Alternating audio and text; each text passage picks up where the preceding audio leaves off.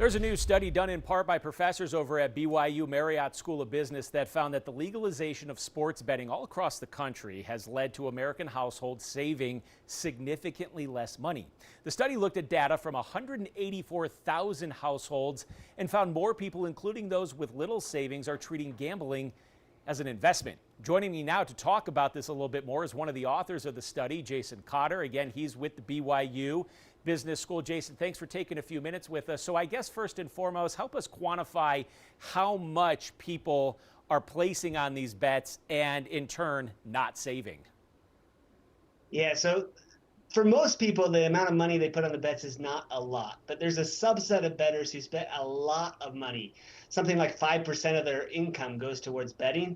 And for these bettors, they're cutting savings by about 50%. So, imagine you have a $200 deposit to your long-term brokerage account. They're taking $100 of that and putting it towards sports betting instead of saving. So you say also you took a look at if this money is not going into investments specifically. So that's one thing that's being hurt here are the investments. That's right. It is specifically money that's coming out of long-term savings. So think of your stock brokerage account, long-term savings. And you also see households who have less savings actually taking out new debt. So their credit card balances go up. They take out other kinds of fintech loans. They're using loans to increase the amount of money that they can put in towards betting.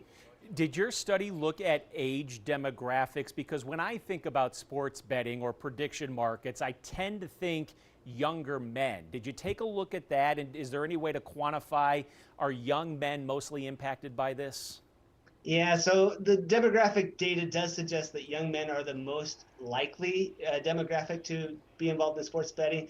But if you look at our data, there's a lot of families too. There's a lot of people that have kids that are betting. So this isn't only a college student phenomenon. It expands much more broadly than that. Okay, so if one were to think of betting as part of your entertainment budget, were they just pulling from that entertainment budget and was other spending going down because of it?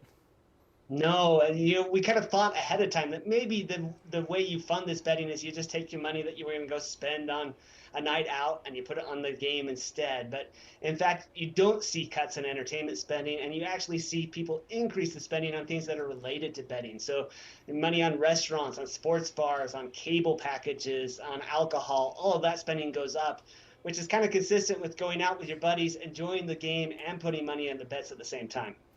Now, Jason, we here in Utah, obviously gambling is illegal.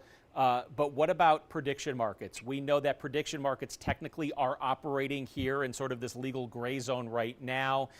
Number one, did this study take a look at prediction markets? And if not, is that something that maybe you plan on doing? Yeah, so this study doesn't examine prediction markets, although we are looking at prediction markets in future research. At this point in time, prediction markets are really just a lot like sports betting. So about 90% of the contracts on places like Kalshi and Polymarket are contracts on sporting events. Will the team win? Will they lose? That looks just an awful lot like a sports bet. And so my expectation would be the effects of putting money in prediction markets look a lot the same as just a sports bet.